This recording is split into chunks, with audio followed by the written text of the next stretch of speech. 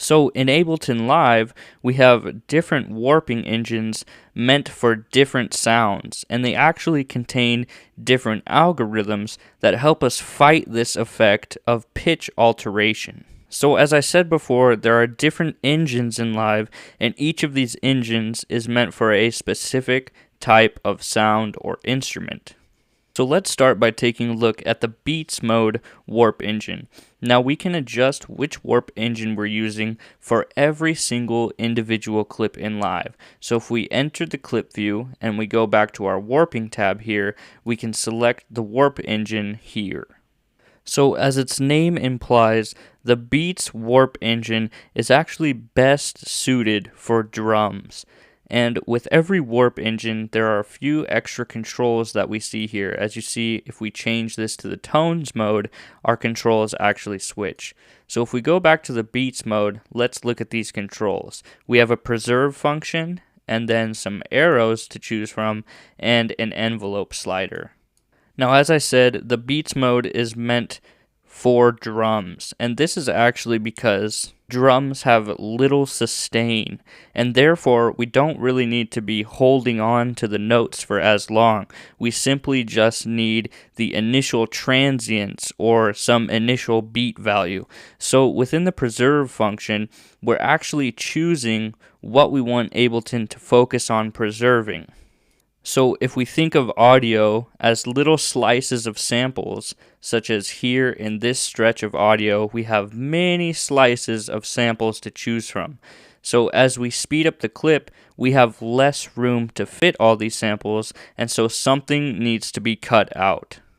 So in essence, with the preserve function, we're choosing what we do not want to be cut out. So we can choose a specific beat division, but most of the time it works best on transients. And again, we talked about transients as being these little triangles or pseudo warp markers. So with this setting, Live will be doing its best to preserve the transients, and it won't worry too much about cutting out the other samples.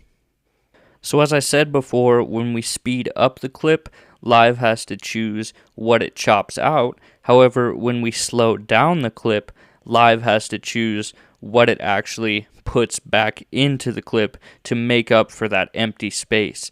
So beneath our preserve function here, we actually have these arrow controls. And what these arrow controls do is determine how Live will fill that empty space. So the first option, a single arrow here with a line at the end, actually means just play the sample, and when it gets to the end, stop. Don't put anything else in the space that needs to be filled. Just let the clip run until the next transient. The next option here is the double arrows, and what this option will do is actually repeat the transient again and again to fill the empty space. So once the cycle ends of the sample and there is space that needs to be filled, Live will jump back to the beginning of the transient and replay it again from the start. Our last option here is a forward and a backward arrow, and this works similar to the double arrow. However, once the sample reaches the end, it will actually play in reverse to get back to the beginning, and it will follow that pattern forward and backward again and again until it reaches the next transient. So again, these options will only really take effect if there's empty space in the clip that needs to be filled. Now our last option here is actually a slider, and this will control a fade that occurs between the different cycles of audio. So as we said before, we can choose how our cycles act or respond using these arrow controls. And in addition to these arrow controls, we actually can apply a fade in between each cycle. So at 100, there will be no fade between each cycle, and at 0, there will be the largest possible fade available to us in between each cycle. So if we take a listen to only using this fade control here, we can hear just how much of a fade it actually applies. So now we're really just getting the initial transient, and then it's fading out. So the next mode that we're going to take a look at is the tones mode. Now the tones mode works best for monophonic instruments. And what a monophonic instrument is an instrument that can only play one note at a time. So the monophonic instrument that we are going to be using today is actually this bass track here. And I've gone ahead and flattened both the bass and the chords because we're going to be coming back to the chords, which is our polyphonic instrument, but let's start at this bass here. So if we double click on this and go to the warp mode, again we can change the mode to tones. So like I said, the tones mode is great for single note instruments, and you'll see here we have a grain size control. So I like to think of grains as different slices of audio, kind of like we talked about in our drum example, where we need to either squeeze together these slices of audio and we need to exclude some of them, or we actually need to combine some of these grains to make up for the loss of time. So this grain size control actually lets us influence the size of the grains that we will be using. Now, something interesting to note about the tones mode is that this grain size is a bit misleading because actually we're using a very smart algorithm within the tones mode that will use grain sizes only relative to the incoming signal. Now, if that doesn't make sense, just consider that Ableton is referencing the actual signal coming in and making good decisions on what grain size is appropriate. So this setting is more like a percentage than actually affecting the real grain size. So this actually leads us to our next mode, which is the texture mode. Now the texture mode is kind of the opposite of the tones mode, meaning that it is meant for polyphonic instruments. So if we look at our composition, here we have some chords, and chords are always polyphonic because chords are made up of multiple notes playing at a single time.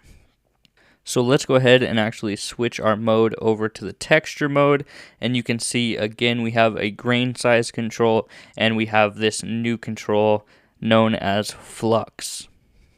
So the grain size control within the texture mode is actually similar to the tones mode. However, this sets the actual grain size. It is not relative to the incoming signal, and so therefore we don't really treat it like a percentage. It's like an actual size of the grain.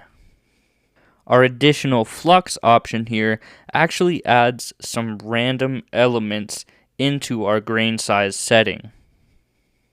So I find that if we're really going for a clear pitch and we want to retain as much as possible from the original audio that we captured, we're going to want a lower grain size.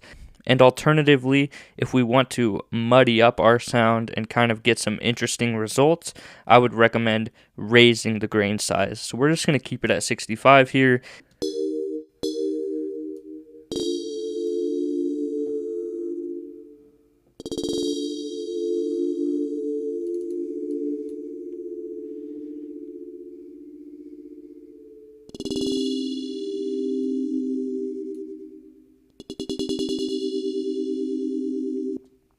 So you can see as I raised the grain size, that kind of stuttering bell effect was actually lengthened in time. And that's because the initial transient has a higher grain size. And so that means it takes longer to complete a single cycle of a single grain.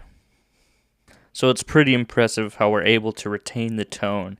Now let's go ahead and try increasing the BPM.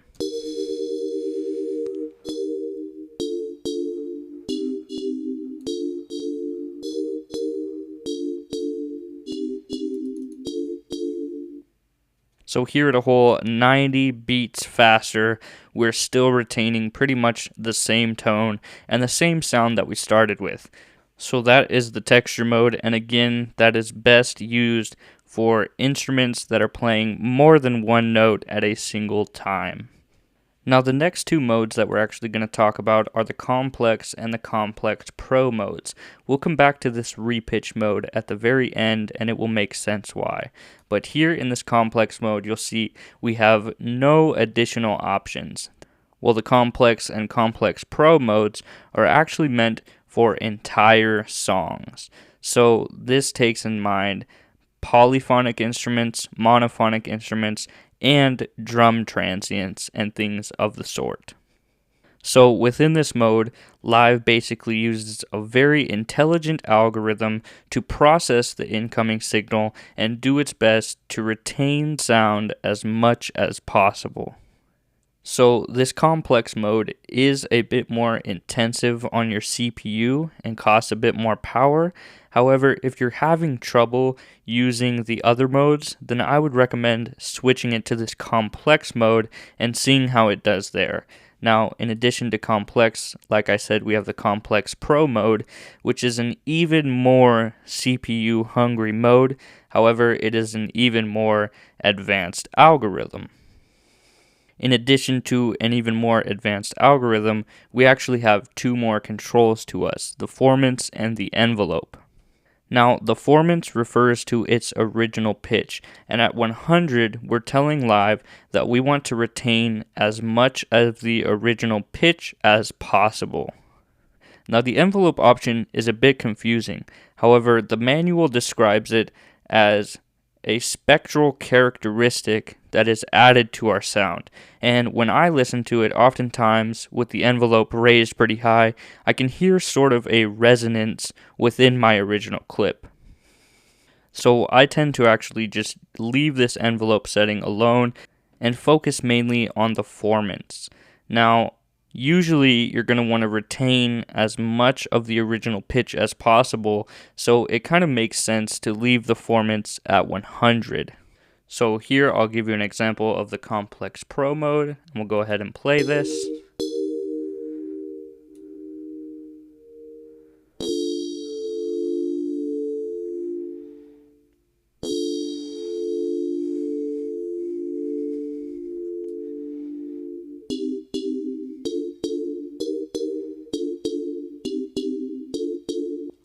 So as I've mentioned before, Live is fighting the natural pitch alterations that are an effect of time stretching while using the algorithms that we described before. So this means that we can choose to transpose and detune our actual clips no matter of what they're being time stretched to. Now this brings us to our repitch mode. So as you can see here, the transpose and detune are now no longer available to us in our repitch mode. And the repitch mode kind of acts like that original record player example that we talked about before. As we slow down the tempo, the pitch is also lowered. As we speed up the tempo, the pitch is raised. So again, there's no other options, and I'll give you an example of how this works now.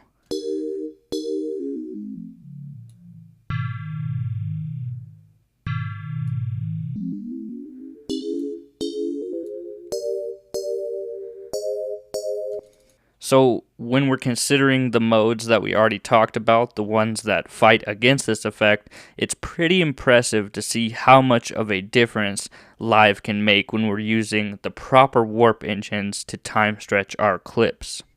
As you saw in this example and heard, I wouldn't dare go to 20 beats per minute because the clip would just be so low it might even be inaudible to our ears. However, when we're using the proper warp modes, such as texture or the complex modes for this polyphonic instrument, we can make it all the way down to 20 beats per minute and still have pretty much the same pitch that we started with.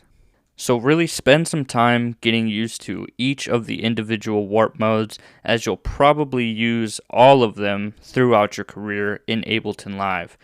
Now the last warping option that I want to talk to you about today in this video would actually be this follower and leader toggle here. Now by default, all clips are followers, and what they are following is the global tempo. So right here we can see it's set to 110. Now as I switch this clip to the leader, we can see that our global tempo is actually grayed out, and that's because all of the follower clips are now following this leader. So if we had this set to a different segment BPM, all of the clips would be warping and trying to match the specific clip that is the leader. Now again, by default, the global tempo is the leader and all clips are followers of that leader. So I hope you enjoyed learning all about how to warp with Ableton Live. Now we are really starting to get into some advanced topics, and warping is probably one of Ableton's most powerful uses. It's very good at it, and as you saw, each mode is meant for a specific application, and they work very well at what they are meant to do. So experiment with warping your own clips, and I will see you in the next video.